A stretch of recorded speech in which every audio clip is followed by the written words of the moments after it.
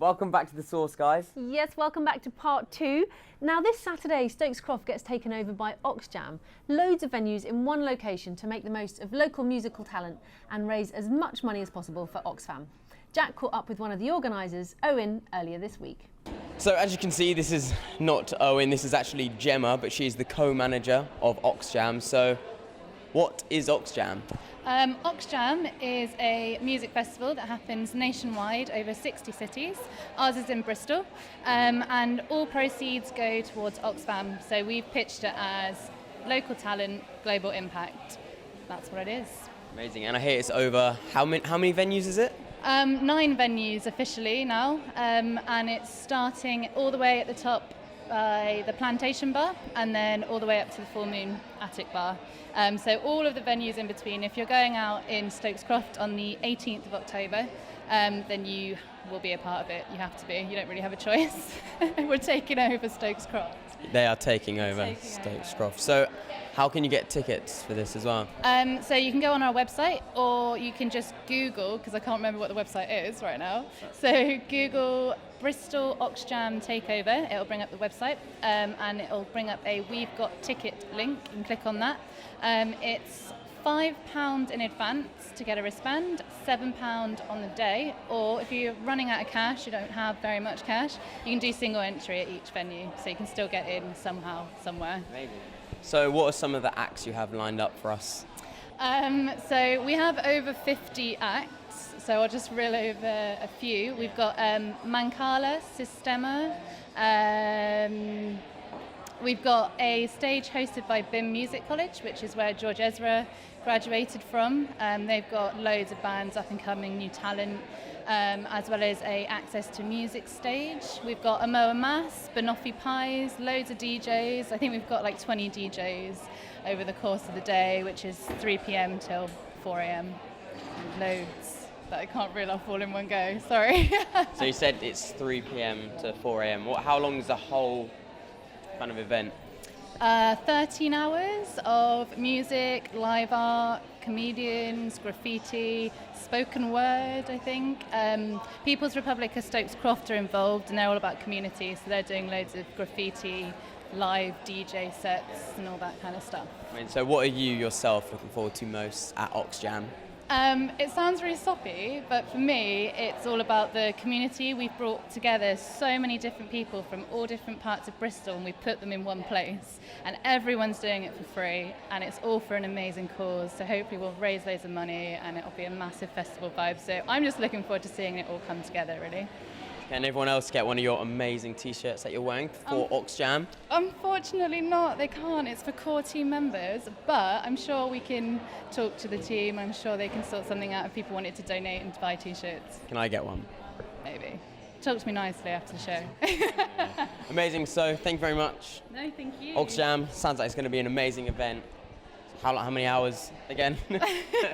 It's 3 p.m. till 4 a.m., which is 13 hours. If you buy a ticket, make sure you come down to the canteen between 3 and 9 p.m. to get your wristband, and I'll give you full entry across all of the venues all day. So 13 hours of all of that in one day. It's going to be crazy, so make sure you're getting your tickets, and I may see you down there. You will see it down there. I will.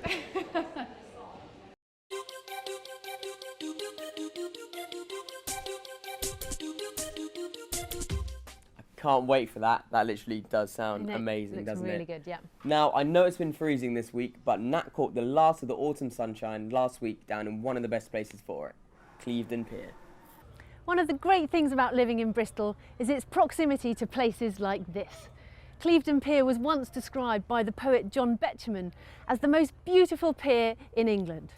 I'm here to talk to its current pier mistress, Linda Strong.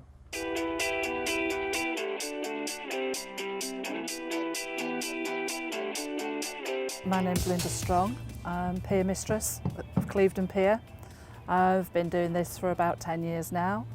I'm very proud to say I'm probably the only pier mistress in the country, and I've been very privileged to watch the emergence of lots of things happening at the pier.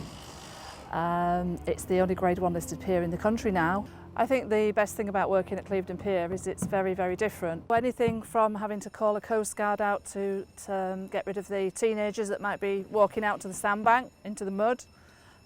Anything from maybe somebody reporting a porpoise. One day we had somebody think that they saw something very unusual off the pier, and it turned out to be a suspected bomb. So we had quite an interesting day when finally the bomb squad turned up, unannounced, which apparently they have to do because they carry explosives. So that was a very interesting day. The day that we had reported to us that there were ghosts on Clevedon Pier, so then we ended up with many paranormal teams wanting to come and do vigils on here. Another instance, a guy that once camped underneath the pier who decided he would squat underneath the legs on the rocks despite the rising tide. So yeah, it can be a variety of different things. These are the plans for the new visitor centre. As you can see, the top part of it is very much a glass structure, and this is to enable the lovely vision of the Grade 1 listed pier to be seen from the gates and have as little obtrusiveness as possible, really. 2/3 of the new centre will be below ground, and this will include visitor centre loos, which have been badly needed at the pier for many years, a meeting room stroke event room, maybe things like wedding receptions, with a bit of luck at some point weddings. So yes, really much needed facilities, and the reason for this is to try and increase the amount of revenue we get to the pier, so that every time we come round to maintenance we have a much larger amount to put into the pot, if not all of it, because to maintain a structure like this costs an awful lot of money, as you can imagine. So tell me about these lovely brass plaques everywhere. Yes, these are put on by people who want to usually celebrate something or remember their visit to Clevedon Pier. It's a way of giving us money to help maintain the pier. People sponsor them and give different amounts dependent on the size of the plaque they're putting on. We've around 12,000 of these now. 12,000? 12,000, so That's it's quite lot. a few. Yeah. But they do bring us in quite a bit of money to help, because as we are a charity.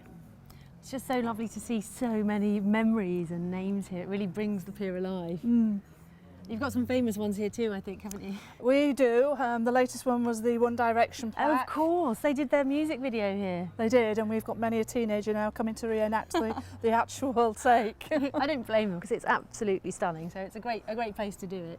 And you're partial to a bit of fishing too, I hear. Oh yes, I love my fishing. You've got a special name, haven't you? They call you by a certain name. Conger Queen. I'm renowned for catching congers. Congers from here. Congers. So not only are you the pier mistress, but you're the conger queen. Conger Queen too, yes. Absolutely brilliant. Well, I think all this talk of fish is making me a bit hungry. Should we go and get some fish and chips? Sounds like a good idea. Come on then, Linda. Hopefully you enjoyed tonight's show. Yes, we aim to inspire and enlighten you here on The Source, but if we're not covering the stories you want to hear, then do tell us. We're always up for hearing from you. Loads of stories are coming in now, which is great. You can tweet us at Maynard Bristol TV, #The Source. Or email us at thesource@maynardbristol.tv. Have a lovely Thursday evening, people. We'll see you tomorrow, same time, same place. Good night. Good night.